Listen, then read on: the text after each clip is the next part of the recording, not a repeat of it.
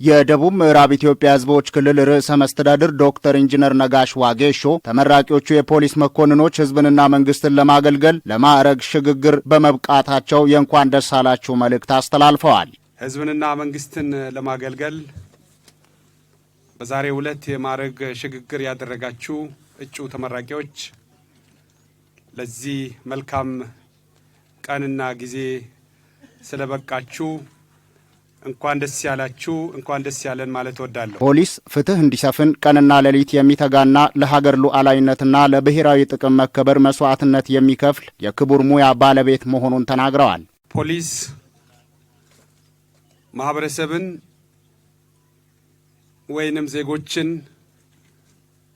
እንዲሁም መንግስትን የሚያገለግል በዋናነት የሀገራችን ብሔራዊ ጥቅም በማስጠበቅ የሀገር ሉዓላዊነትን በማስከበር የህይወት ዋጋ ጭምር የሚከፍል የእንቁ ሙያ ባለቤት ነው። ሀገርንና ህዝብን በተሻለ ቁመና ለማገልገል እድልና አዲስ ዕውቀት ያገኙበት መሆኑን ገልጸው ይህንን እድል በአግባቡ መጠቀም ይገባል ነው ያሉት።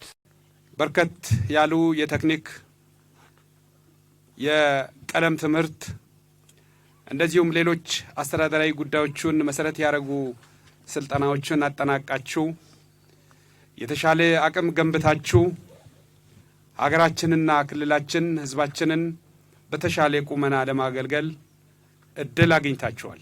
የዚህ አይነት ስልጠና ከአቅም ግንባታው ከቴክኒክ ዕውቀት ግንባታ ባሻገር በተለይ የፖሊስ ሰራዊት አባላት የሁል ጊዜ ዝግጁነታቸውን የሚያልቁበት ትልቅ መድረክ ነው። ለሀገራዊ ግዴታዎች ዝግጁ መሆን እንዳለባቸውም መልእክት አስተላልፈዋል።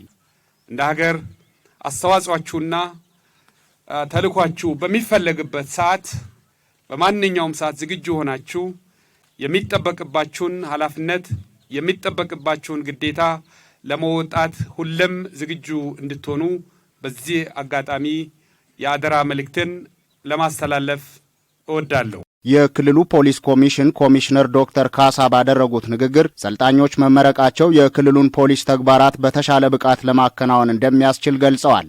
በሕገ መንግሥት በወንጀል መከላከልና በወታደራዊ ስልጠናዎች እንዲሁም በሌሎች በርካታ ዘርፎች በተሰጡ ስልጠናዎች ብቁ መሆናቸውን ተናግረዋል። በአጠቃላይ 151 ሰዓታት ተከታትሎ ለዚህ ቀን በቅቷል። ይህም ቢሆንም ሰልጣኞች ከዚህ በፊት በነበራቸው ልምድ ላይ ተጨማሪ አቅም ስለፈጠሩ ከዚህ በኋላ የሚኖራቸው ተልዕኮ በብቃት ይወጣል የሚል እምነት አለኝ። ተመራቂዎች ሕዝብን በታማኝነት የማገልገልና የሕግ የበላይነትን የማስከበር ኃላፊነታቸውን በአግባቡ እንዲወጡም አሳስበዋል። ከባድ አገራዊ ግዴታ አለ። ሕዝብን ያንገላታ ያለው የትራፊክ ዘርፍን ከዚህ ማግስት ቀንሶ ማየት ዜሮ አድርጎ ማየት ይጠበቅብናል። ይሄ ከናንተ ይዛችሁ የምትሄዱት ተግባር ነው። ተመራቂ የፖሊስ ሰራዊት አባላት በበኩላቸው በቀጣይ ጊዜያት ስራቸውን በአግባቡ ለመከወን የሚያስችሉ የተለያዩ ክህሎቶችን ማግኘታቸውን ተናግረዋል። ከመካከለኛ አመራርነት ወደ ከፍተኛ አመራርነት ሲሸጋገር ያው እንደዛውም የአመራርነት ሚናውም ከፍ ያለ ነው የሚሆነው። የወሰድነውም ትምህርት ህዝባችንን በሚገባ ማገልገል፣ ሰላምን ማስጠበቅ እንደምንችል የሚረዳ ነው ማለት ነው። በወንጀል መከላከል ስራም ሆነ በምርመራ ጥሩ እውቀት ጨብጠን ከዚህ እየወጣን እንዳለ ነው እኔ በጣም የሚያምነው። ስራና ክህሎትን